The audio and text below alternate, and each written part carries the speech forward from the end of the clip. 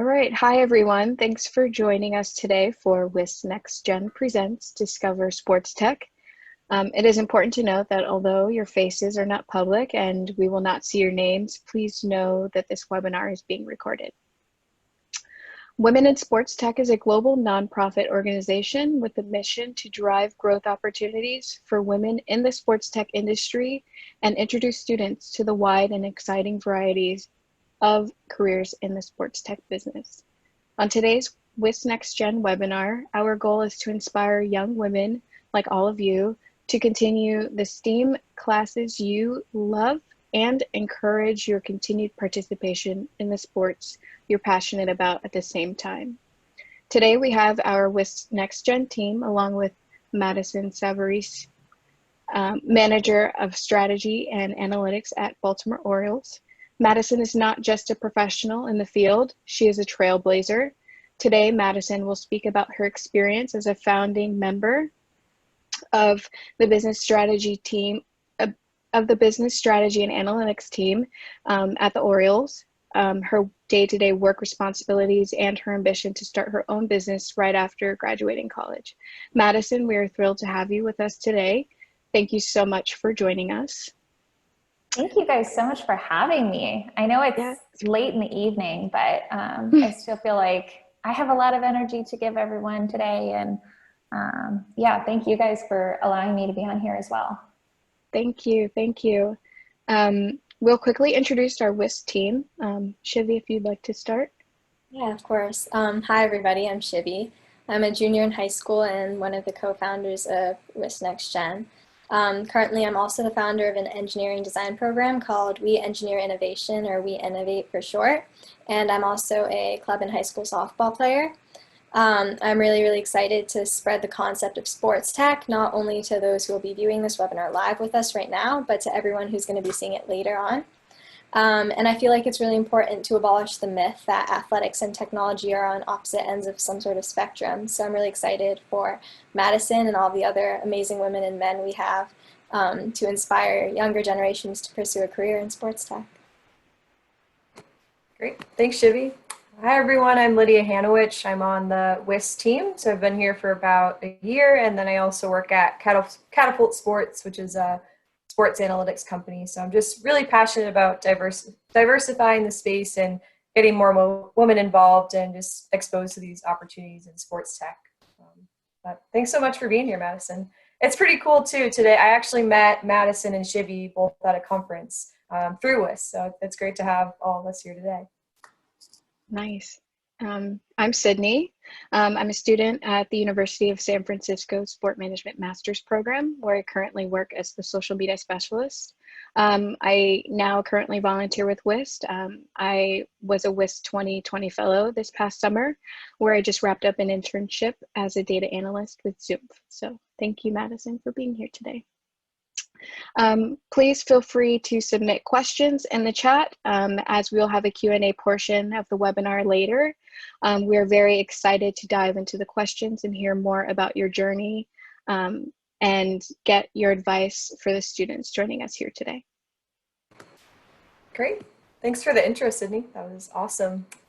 Madison, we'll dive right into the questions. Nothing too pressing. We're just going to have a lot of fun with it. But first, we'd really like to hear about your background. So our first question is if you could introduce yourself and then talk a little bit about the field you work in and how you're inspired to pursue a career in sports tech. Yeah, well, again, thank you guys all for having me. It's so great to be here with kind of so many different age of women who are interested and or pursuing a career in sports tech. So I applaud, everyone on the call that I can and cannot see for starting to realize that this is an incredible opportunity, because this is something I didn't know was a career path until maybe the past 3-ish years. I'm definitely not the picture perfect image of somebody who knew exactly what my career path was going to be. I actually grew up thinking that I was going to be in sporting event operations like my entire life. I knew that that was what I was going to do. And then about 3 years ago, I made a shift so that I knew I had questions. And that's kind of what led me to sports technology and specifically business strategy and analytics. So when I first came out of college, I started my own business called Moxie Enterprises. And that was an event operations, hospitality, and travel logistics business. I, again, didn't really plan to start my own business after college. It was an opportunity that I got through internships that I had done while I was in undergrad. And I was like, yeah, I mean, why not? So I kind of went for it, and it ended up being probably one of the best things I've ever learned and had the opportunity to do, not only as a small business owner, but also as a person in event operations. I worked in grassroots basketball, grassroots baseball, and college basketball. And it is a tough field to work in, starting right out of school. So there was definitely a lot to learn. And as I developed in my career, it continued to be something that I was constantly asking people questions. I'm a person who raises my hand a lot. So I started to raise my hand a lot and ask questions about why and what was the strategy behind this. And those kind of questions led me to transition out of my own business and into more of a strategic role, which is where I got an opportunity to join the newly founded strategy and analytics team at the Orioles. So that was an incredible opportunity, and I'm so grateful that I was part of that team. When I started with the Orioles, they didn't have a CRM or a data warehouse, and to date, the system isn't perfect, but it's something that's continually being built and modified and optimized. So I'm really proud of what we've done so far, and I look forward to seeing what we do next. Mm-hmm.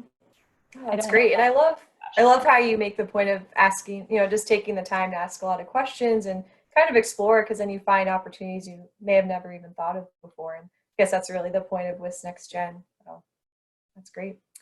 And then the next question we have is, what has your journey taught you about sports tech as a broad field? Yeah, again, I think that one thing that I continue to learn and something that is just so fun to explore every single day is, y'all, there are so many opportunities. There are so many opportunities based on what your skills are, what your interests are. I was known as like a person who wasn't great at math. So I never thought that I could have a career in analytics or any type of like data industry. And lo and behold, like, you have to be a good problem solver and a good communicator, and you have to have the ability to communicate those different formulas on the back end versus have the perfect algebra score, right? Like, I wasn't an AP algebra, but it was something that always interested me, but I was never great at it. So I think that it's just interesting that whether you're interested in design and like that becomes more of like a user experience job, or you're interested in languages and you love like different languages and you become really good at coding. I think that there's just so many opportunities that exist in the space today that it's so exciting. And I don't think you have to be great at math to be interested in sports tech. And I would just encourage everyone to just start to question and ask questions, and that'll eventually lead a lot of people to like the sports tech field if you're interested. Mm-hmm. Absolutely. Yeah, I guess never say never. Like, I never thought I'd be in tech. I wasn't a super tech savvy person, but now I can navigate Zoom, and I've definitely learned a lot being at Catapult. But very good. And then, did you play sports growing up? Yeah, I did. So I actually have 3 brothers, so sports weren't only like an option or a choice. It was kind of a way of life in my household. But yeah, so I played basketball and volleyball and soccer. I played most during middle school, and then soccer through high school.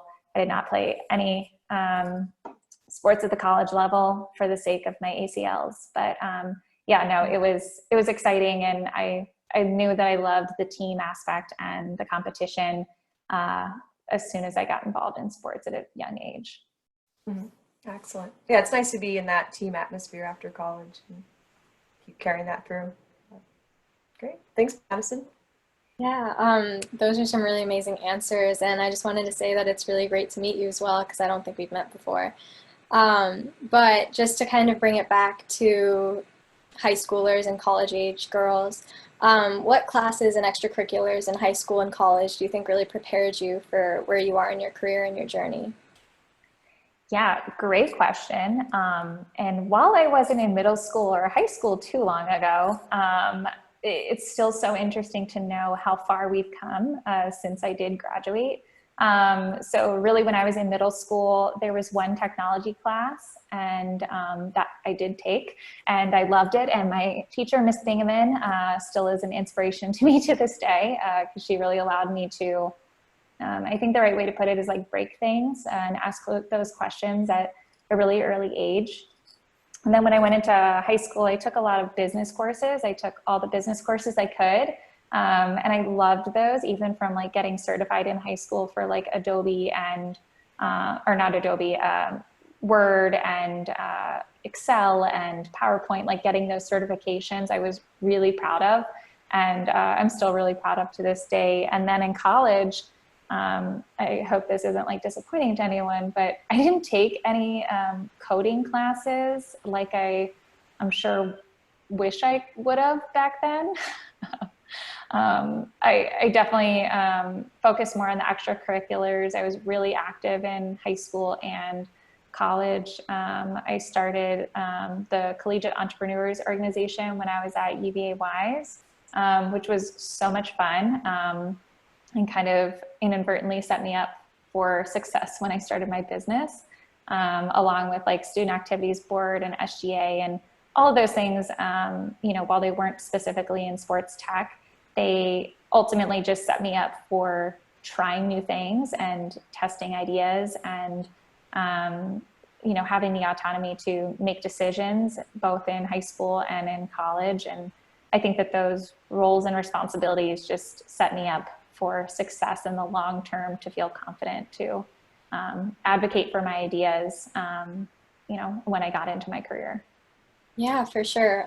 And you said you didn't take any coding classes in college. Is that something you wish you'd done, or do you think it would have changed where you are now if you had taken coding classes? I think that I was still in college under the assumption that I wasn't smart enough to take coding classes, or I wasn't smart enough to be a coder. I think that that was the assumption because the stereotype of who was taking those classes is just one that I didn't know how I fit in. And I didn't know really the possibilities that led to, or kind of like the possibilities that led within those career paths.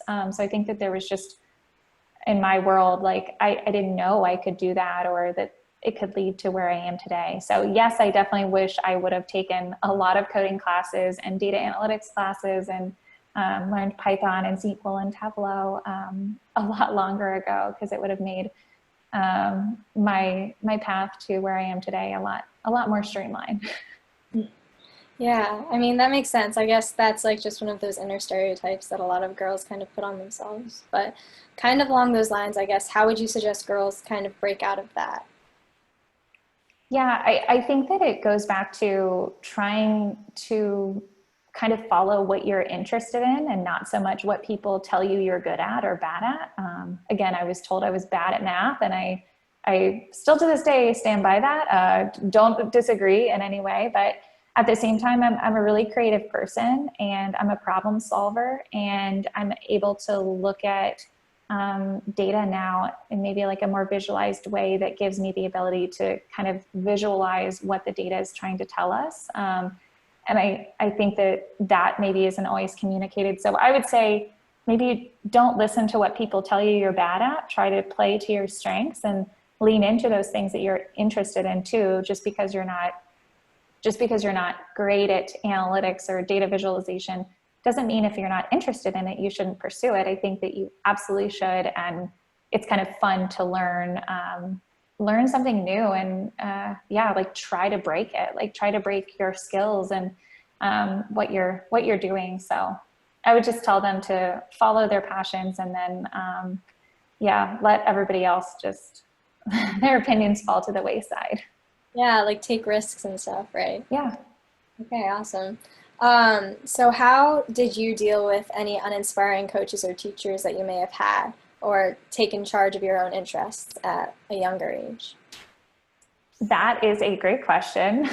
I think that I would say, I think playing sports at a young age taught me a lot about perseverance. And again, kind of picking myself back up when I am not able to, you know, when I don't want to, or, you know, showing up to practice on a rainy day when you're like, oh my gosh, it is cold and rainy in February and I do not want to go to soccer practice. Just the perseverance of knowing like the team expects you to be there, even if one person isn't pushing you to be there. I think that that's a lot of what I kind of went through when I was younger. But I will also say I've had really great coaches, and from every bad coach, I've learned so much about what I don't want to be when I become a leader or a coach myself. So when you have those bad experiences, I would also say learn from them, because what you're going through, just know that like you never want to put somebody else through when you become the person in that role. So Yeah, that's super interesting. I've never heard anybody say that they learned from any bad coaches before. So what are some goals that young girls who are looking to go into your field should kind of set for themselves as of now? So any young women who might be looking to become entrepreneurs or start their own small businesses or something along those lines. yeah, I would just say do it. There's not an age limit that I'm aware of that says you can't create a business or you can't, you know, start and follow an idea.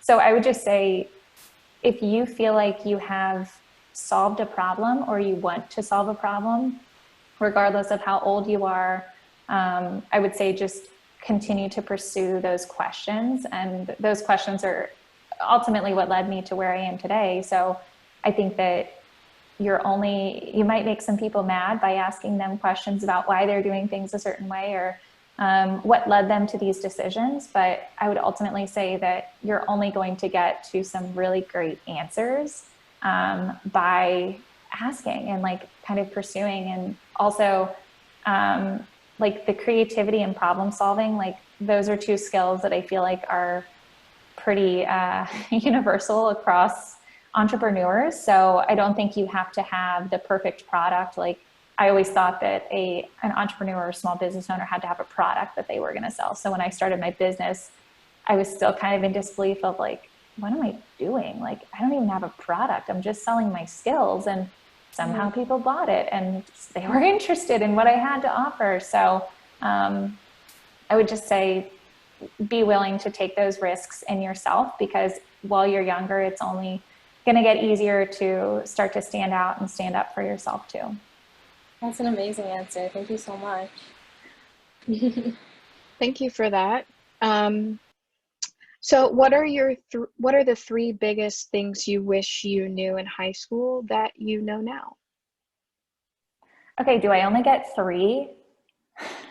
If you have more, feel free to share. No, it's just so interesting. In high school, I thought I had it all figured out.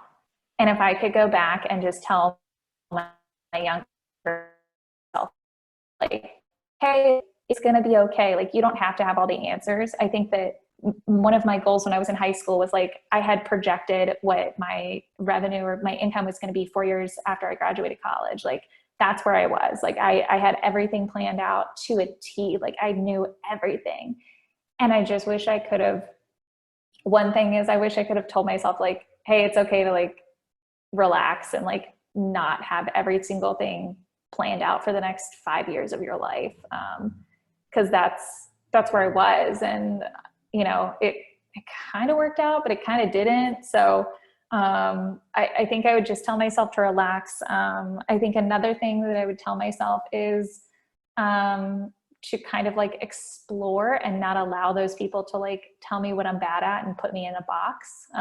Because I think I would have been a lot more successful in high school if I would have kind of ignored those people who said like, oh, you weren't good at this, or like your PSAT score said this about you, and allowing those scores and kind of like those grades, maybe even to dictate what I was good at and not good at when their measurement tools weren't setting me up for success. So I think that that's the other thing. And the last thing is probably have fun. Like high school is a time when, you know, you're building friendships that hopefully will last a really long time. And those memories, you can't get back. And as a person who had 2 jobs in high school, you know, and I took a lot on myself to, you know, be my own person and not rely on my parents and have a lot of responsibility. I think I took a lot of things a little bit too seriously. Not that that's a bad thing. And I wouldn't give up working 2 jobs so that I could, you know, buy a car for myself. But at the same time, I think I wish I would have enjoyed a little bit more and spent weekends with my friends instead of at work. Ultimately, I also miss prom because I didn't think I could afford a dress, and I wanted to work that day. So to say I took myself too seriously is, I think, maybe an understatement. So have fun, definitely. Yeah, to your first point, I think it's very important for us to understand because we tend to put ourselves, especially as women, we put ourselves on this mental timeline that we have to be at a certain place, even though we're right where we need to be right now. I still do it, and I stressed myself out in undergrad doing that, planning ahead. And, you know, like interviewers ask you that question just to like generate where your thoughts are, where you see yourself, but we don't technically have to execute now. So I think it's definitely important to keep that in mind as well. What is a challenge that you have experienced as a woman in a male-dominated industry, and how have you overcome that? I think that there are like kind of 2 answers that I would have for this. So one is I have been the recipient of some incredible male champions who almost allow me to be their bosses. So coming out of school, I worked for 2 awesome agencies who were so great at letting me kind of run the show, like in front of everybody. Like they were the people who were speaking on behalf of companies, and behind the scenes, they knew that I was going to execute. So I think I've been a part of some really great teams that they really championed me and allowed me to, straight out of college, not knowing what the heck I was doing. They put that responsibility on me and supported me every step of the way. So I think that I've been very, very lucky to have some incredible male champions. But at the same time, working in grassroots basketball and college basketball and grassroots baseball, you are consistently outnumbered. I can count on less than one hand how many women were working each of those events almost every single time. And that was for 4 straight years. I would say that it definitely takes a lot of guts to get up and make sure that your voice is heard when those male champions aren't around, and to put your foot down, whether it be with people your age or people older than you, to tell them where your boundaries are.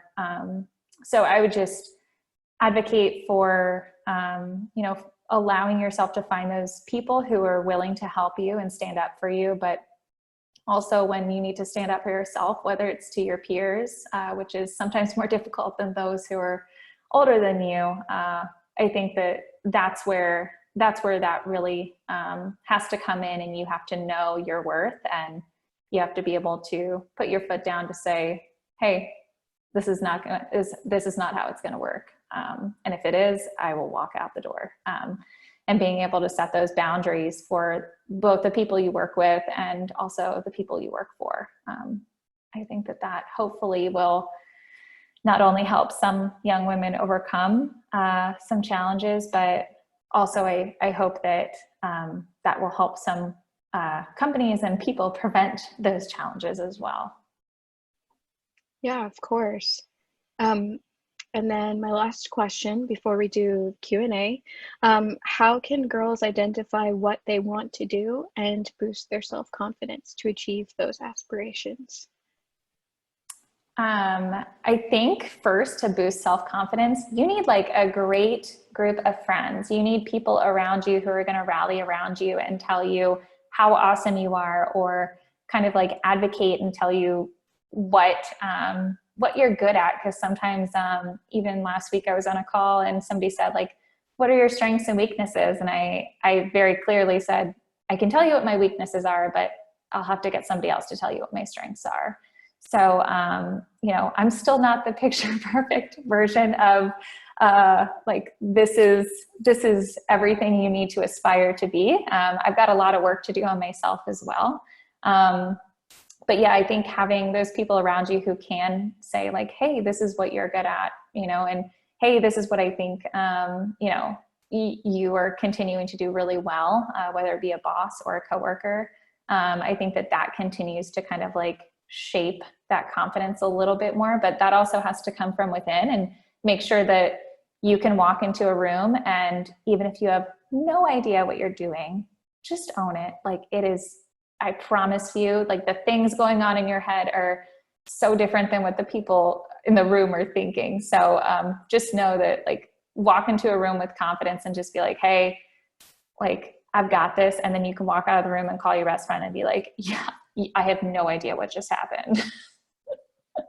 So I think that's for self-confidence. And then how can girls identify like what they want to do? I think, again, just leaning into what you're interested in, and it doesn't have to come in high school, and it doesn't have to come in college. And, you know, my career in sports tech started 4 years after I graduated almost.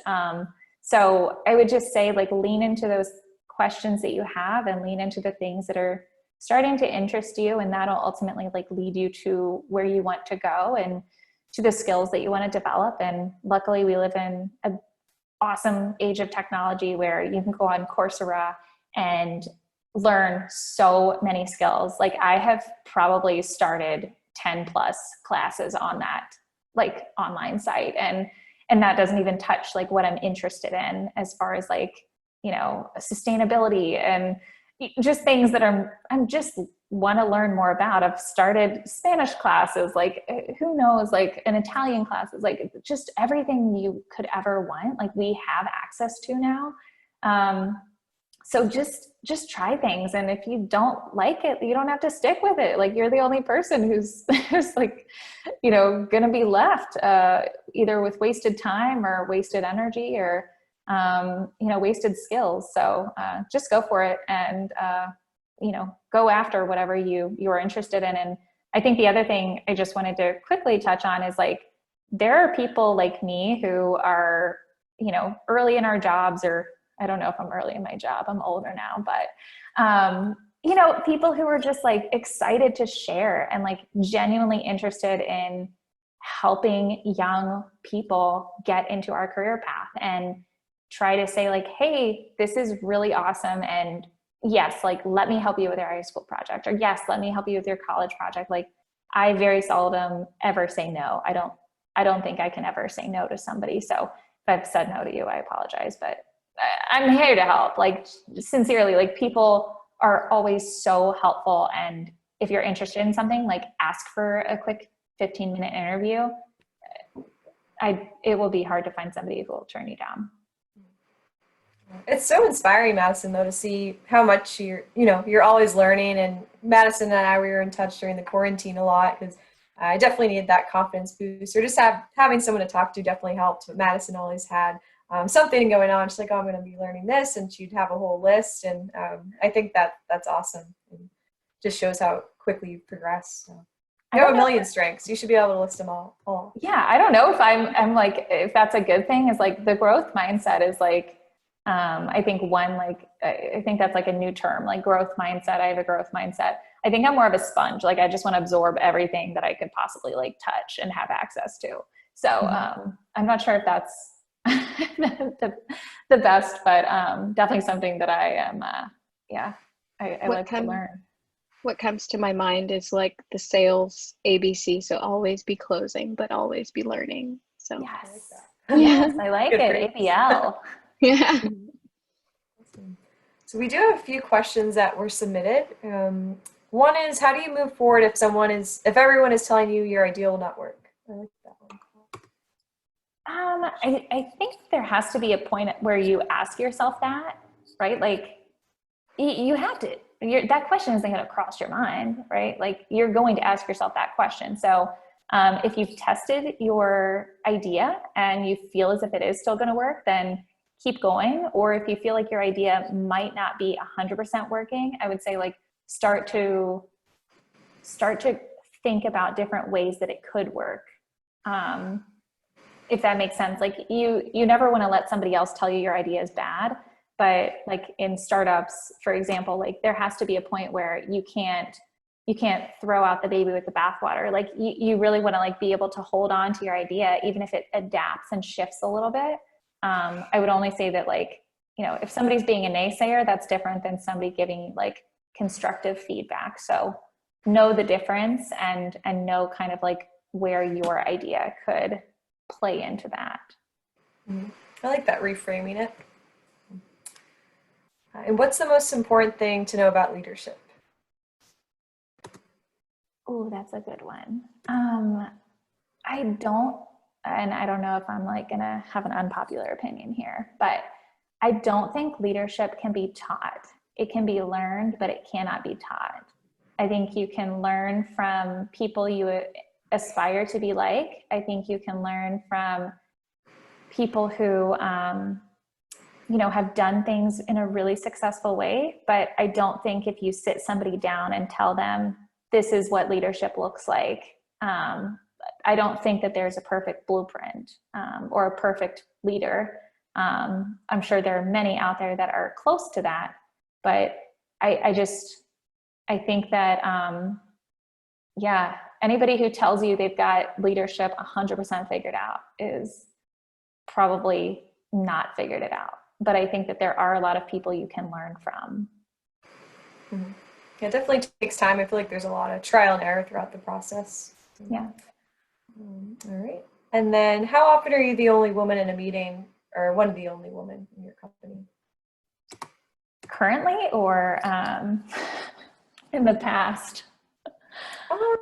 I guess past and currently. Hopefully it's changed. Yeah, I would say in the past, first starting out in my career, I was the only woman in a lot of conversations, and that was difficult because it was hard to speak up in those meetings, even though like my male champions were there, you know, speaking on my behalf or advocating for me to speak up with my own opinions. It definitely was difficult to, as a 22-year-old, like feel like I had the authority to do that. But now I would say in a lot of meetings, I am not the only woman.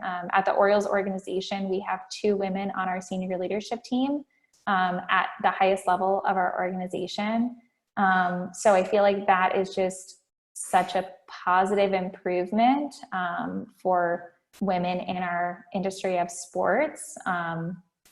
So I would say that I can see change happening even before my eyes. But I would say, yeah, in the past, it's been difficult. Have you taken it upon yourself during that time to help bring things up to leadership about the diversity of your company organization? Yeah, actually, in February, I was nominated as a co-chair for our Women's Empowerment Committee. This is the first time we've had a Women's Empowerment Committee at the organization. So that has been really exciting. We kind of were the group that put together a Voter Up campaign to promote voting across the organization. And since then, we've also done a few speaker series as well. I actually have an email teed up that needs to go out tomorrow for that group. But it's been really exciting to be a part of, you know, that organization being established at the Orioles. And not only that, but like having a voter campaign and then also, you know, doing other stuff, hopefully in the future. I hope we can do so much more than what we've currently done, but I'm proud of what we've done so far too. That's great. Congrats too.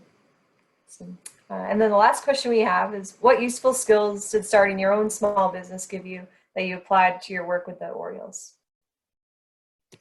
this is, again, I feel like I'm going to just keep giving unpopular opinions. I think that my most useful skill that I learned as being an entrepreneur or like a small business owner was failing.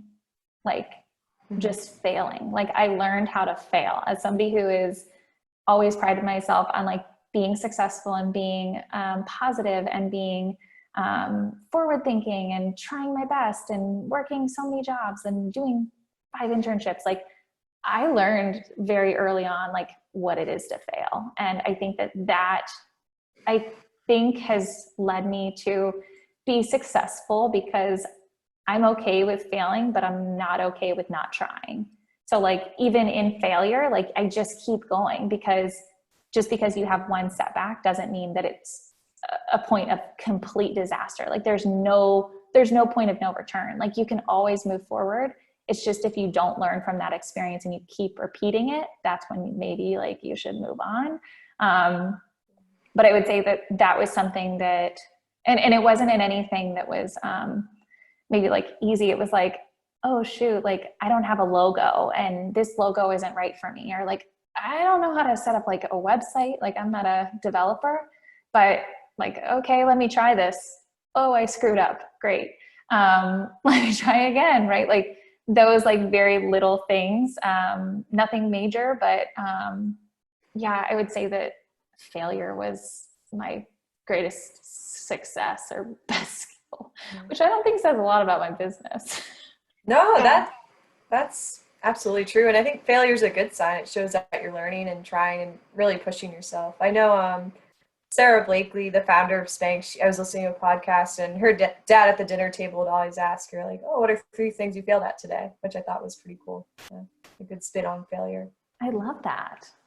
Yeah, I can't remember who said the quote, but if it says something along the lines of, if you're afraid to fail, then you're afraid of success, because it's all a part of the process, and it's super important to get where you need to be.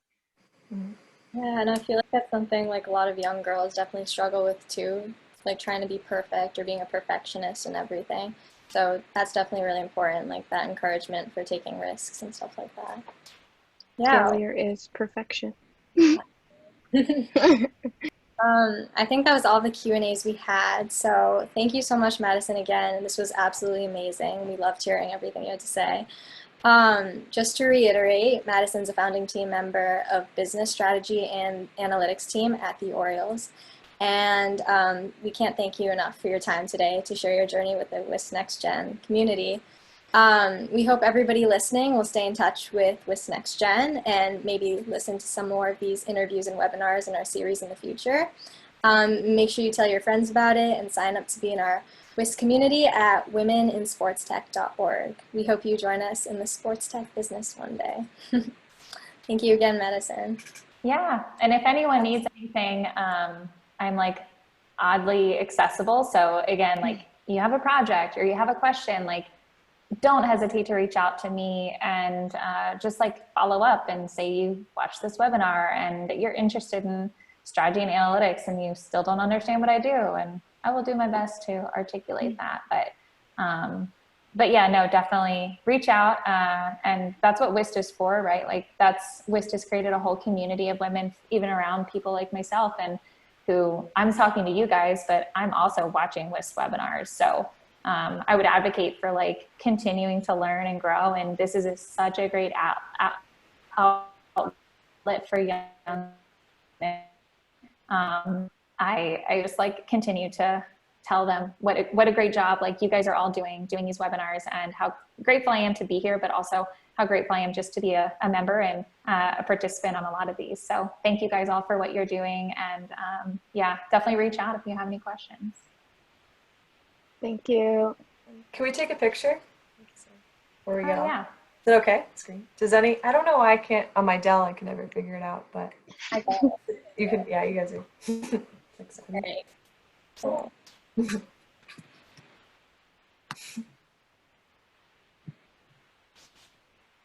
Amazing. Okay. Cool.